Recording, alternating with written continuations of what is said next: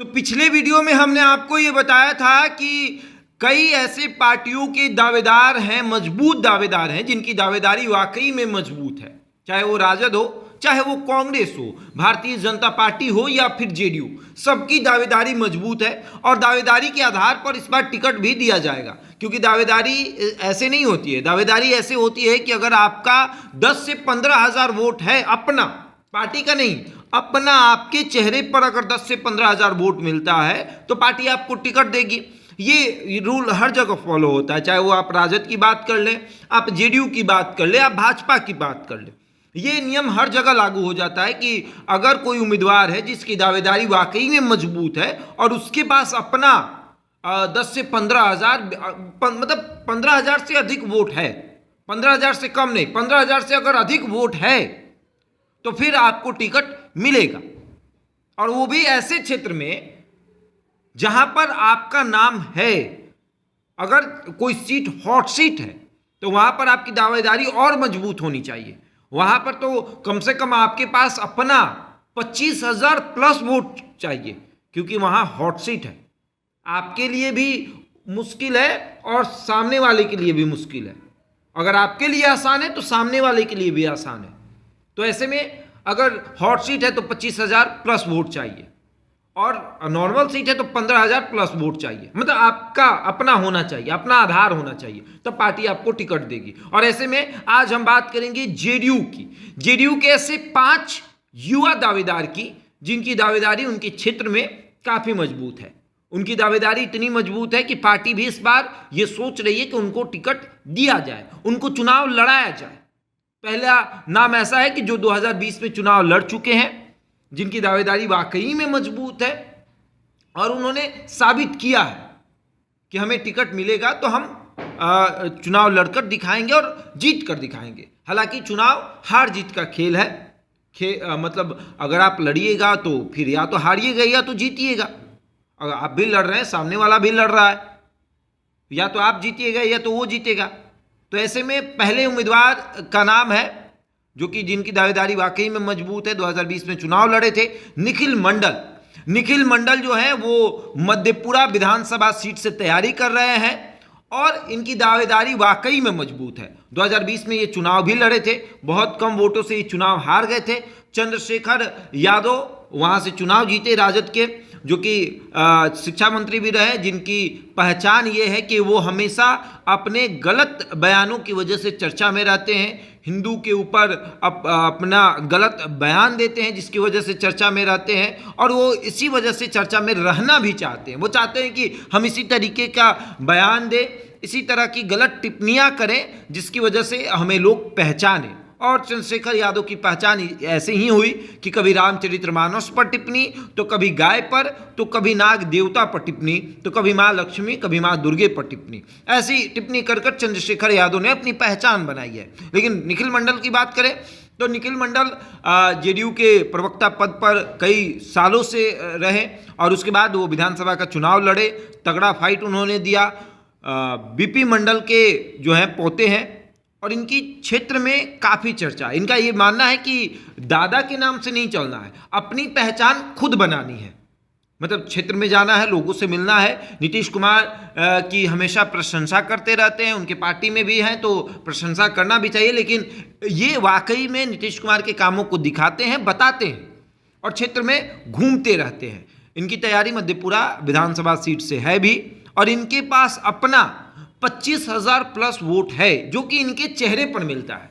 Party के चेहरे पर तो मिलेगा ही मिलेगा, इनके भी चेहरे पर मिलता है। और मंडल टाइटल जो लगा है, तो इससे ये मत समझिए कि इनकी जाति कुछ और है, जी नहीं, इन्हें ये यादव जाति से आते हैं।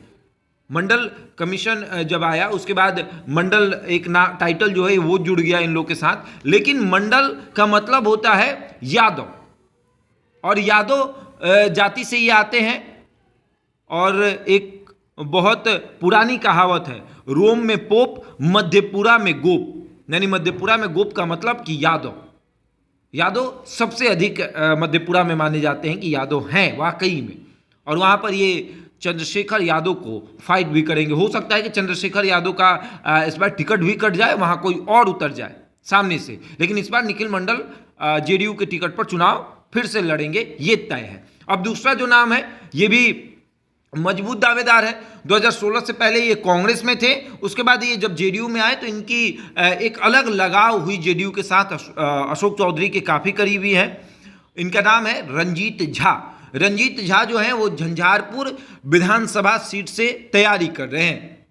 झंझारपुर विधानसभा सीट वर्तमान में अभी भारतीय जनता पार्टी के पास है और रंजीत झा इस सीट से तैयारी कर रहे हैं। जब क्षेत्र में आप जाएंगे तो रंजीत झा का एक अलग छवि बना हुआ है। लोगों का मानना है कि रंजीत झा विधायक न होते हुए भी बहुत काम कराते हैं। इसलिए भी काम करा देते हैं क्योंकि अभी सत्ता पक्ष के दल सत्ता पक्ष में है उस दल में है और अपने क्षेत्र में काफ़ी लोगों से मिलते जुलते हैं, काम कराते रहते हैं और ये झंझारपुर विधानसभा सीट पर तैयारी भी कर रहे हैं। इनकी दावेदारी काफ़ी मजबूत है। इनके पास अपना 15,000 प्लस वोट है जो कि इनके चेहरे पर है और उसके बाद पार्टी अगर देगी तो फिर एनडीए का वोट, मतलब एनडीए में जो भी दल हैं, चाहे वो भारतीय जनता पार्टी हो, चिराग पासवान की पार्टी हो, हिंदुस्तानी अवाम मोर्चा हो, उपेंद्र कुशवाहा की आरएलएम पार्टी हो या फिर जेडीयू हो, इन तमाम वोटों को अगर जोड़ा जाएगा तो रंजीत झा सीट को निकाल सकते हैं। और रंजीत झा की वाकई में क्षेत्र में काफ़ी पकड़ है।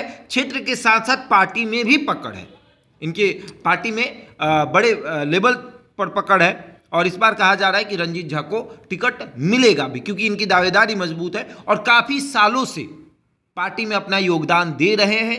पार्टी को सींच रहे, एक तरीके से कहें कि भैया हम कार्यकर्ता रह के पार्टी को सींचेंगे, कार्यकर्ता रहकर पार्टी को देखेंगे और ये काम भी कर रहे हैं और इसलिए इनकी दावेदारी मजबूत है क्योंकि क्षेत्र में इनका नाम काफ़ी हो रहा है। नीतीश कुमार की प्रगति यात्रा जब हुई तो नीतीश कुमार ने भी ये एहसास किया कि वाकई में क्षेत्र में नाम हुआ है और जब नाम होगा, जब चर्चा होगी, जब रिपोर्ट मंगाया जाएगा और रिपोर्ट में जब नाम होगा तो टिकट तो जरूर मिलेगा।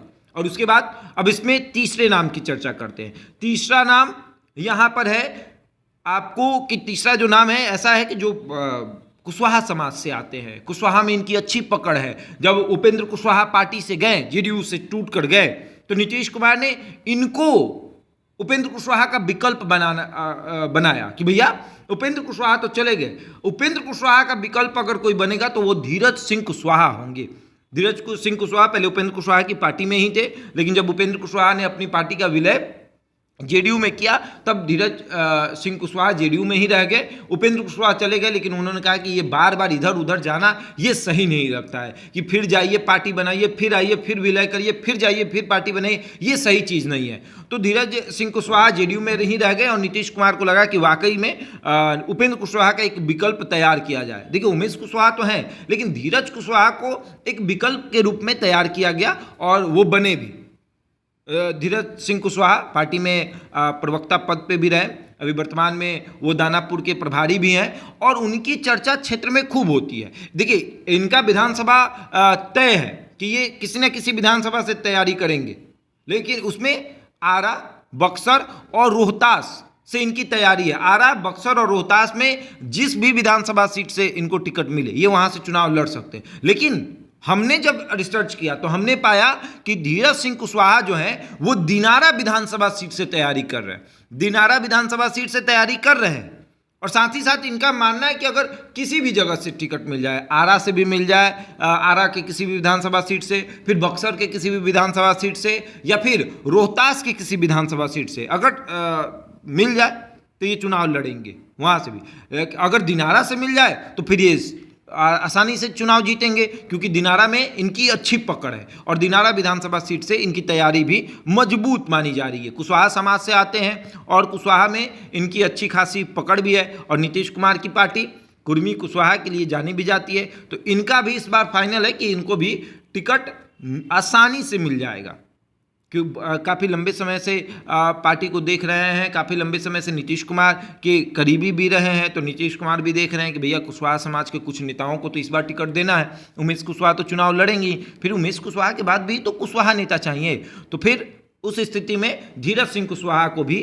टिकट दिया जाएगा। और अब चौथे नाम की बात कर लेते हैं। तो चौथा नाम ओम प्रकाश सेतु का है। ओम प्रकाश सेतु जो है वो पार्टी में कई सालों से कई पदों पर रहकर पार्टी को तैयार कर रहे हैं, मजबूत कर रहे हैं ओम प्रकाश सेतु पार्टी के कई पदों पर रहे, युवा में रहे, फिर जेडीयू के कई प्रमुख पदों पर रहे और पार्टी को देख रहे हैं, पार्टी को सींच रहे हैं। और इनकी तैयारी जो है वो नोखा विधानसभा सीट से है।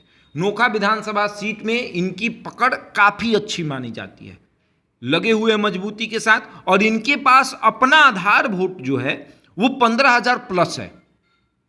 तो ऐसे में हमने पहले ही बताया था कि अगर आपको चुनाव लड़ना है तो आपका आधार वोट 15,000 प्लस होना चाहिए। और नोखा विधानसभा सीट से ओम प्रकाश सेतु का जो वोट है वो काफ़ी मतलब मजबूत माना जा रहा है। इनकी जो पकड़ है वो काफ़ी मजबूत मानी जा रही है। इनकी पकड़ पार्टी के तमाम नेताओं को भी पता है कि ओम प्रकाश सेतु की पकड़ क्षेत्र में काफ़ी बेहतर है और ये काफ़ी समय से जेडीयू में है, तब लंबे समय से जेडीयू में है और जेडीयू को देख रहे हैं, समझ रहे हैं। जेडीयू के हमने पहले ही बताया कि जेडीयू के कई पदों पर रहकर तैयारी कर चुके हैं।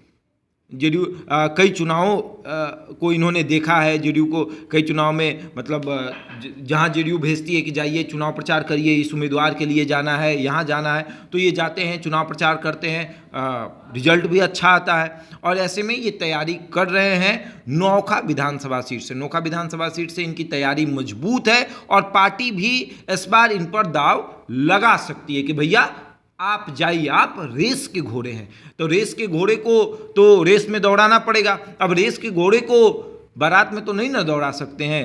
कांग्रेस के प्रभारी ने जैसा कहा था कि कांग्रेस कहाँ गलती करती है, कांग्रेस वहाँ गलती करती है। कांग्रेस क्या करती है कि रेस के घोड़े को बारात में दौड़ाती है और बारात के घोड़े को रेस में दौड़ाती है, लेकिन जेडीयू ऐसा नहीं करती है। जेडीयू रेस के घोड़े को रेस में दौड़ाती है। जो जिस पर जेडीयू को लगता है कि वाकई में ये रेस के घोड़े हैं, तो ओम प्रकाश सेतु रेस के घोड़े हैं और उस पर जेडीयू इस बार दाव लगाएगी कि आप जाइए, चुनाव लड़िए और जीत कर आइए।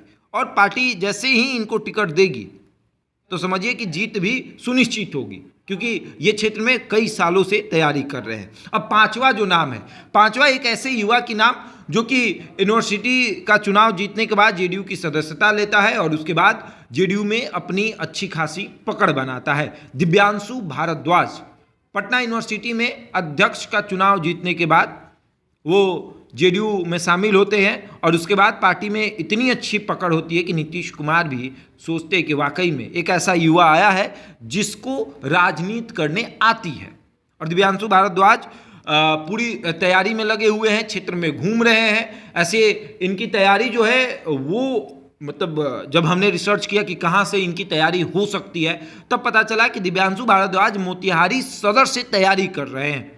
मोतिहारी सदर से इनकी पकड़ जो है वो मोतिहारी सदर में बहुत अच्छी है और ये वहाँ से तैयारी भी कर रहे हैं। हालांकि अगर मोतिहारी के किसी विधानसभा से टिकट इनको मिल जाए तो ये चुनाव निकाल लेंगे, लेकिन इनको अगर चुनाव वाकई में कि एक जेडीयू के पाले में सीट आए तो मोतिहारी सदर से देनी पड़ेगी। मोतिहारी सदर में दिव्यांशु भारद्वाज का नाम काफ़ी बेहतर है और इनके पास अपना भी आधार वोट है।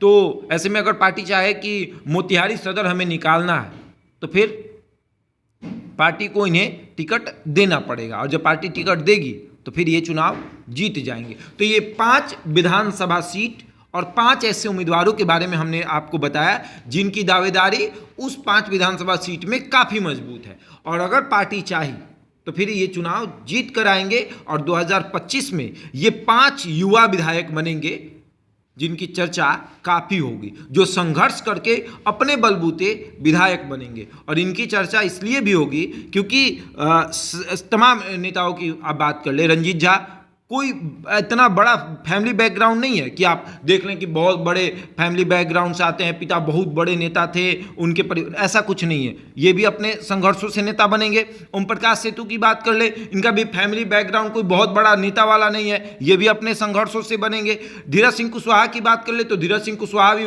कोई बहुत बड़ी हस्ती से नहीं आए हैं, ये भी अपने दम पर अपनी पहचान बनाए हैं। निखिल मंडल की बात कर ले तो इनके भले ही दादा बीपी मंडल थे, लेकिन इन्होंने अपने बल पर, अपने दम पर पहचान बनाई। क्योंकि समझिए कि निखिल मंडल का पोता किसी पार्टी में प्रवक्ता पद पर नहीं रहेगा, वो चाहेगा तो अपने दादा का नाम इस्तेमाल करके किसी भी पार्टी से कभी भी टिकट, किसी भी चीज़ का टिकट ले सकता है, लोकसभा का टिकट, विधानसभा का टिकट। लेकिन नहीं, निखिल मंडल ने अपने दम पर अपनी पहचान बनाकर टिकट लेने का हमेशा प्रयास किया है। कई बार नहीं मिलता है टिकट तो आसानी से मान जाते हैं कि भाई चलिए हम उस लायक नहीं थे, नहीं मिला टिकट। लोकसभा में भी तैयारी कर रहे थे, नहीं मिला टिकट, इन्होंने कुछ नहीं बोला, नहीं होंगे उस लायक, नहीं मिला टिकट। उसके बाद अब दिव्यांशु भारद्वाज की बात कर ले। दिव्यांशु भारद्वाज भी कोई बहुत बड़े अपने हस्ती से नहीं आए, इन्होंने अपनी पहचान बनाई है। यूनिवर्सिटी का चुनाव लड़ा, चुनाव जीतने के बाद ये जेडीयू में गए, फिर अपनी पहचान बनाई, संघर्ष किया। तो ये 5 ऐसे उम्मीदवार हैं जिनको टिकट मिलेगा तो ये अपने बल पर जीतेंगे। अब आगे देखिए क्या होता है। बहरहाल इस खबर में इतना ही। बने हमारे साथ और देखते रहे द इंडिया टॉप।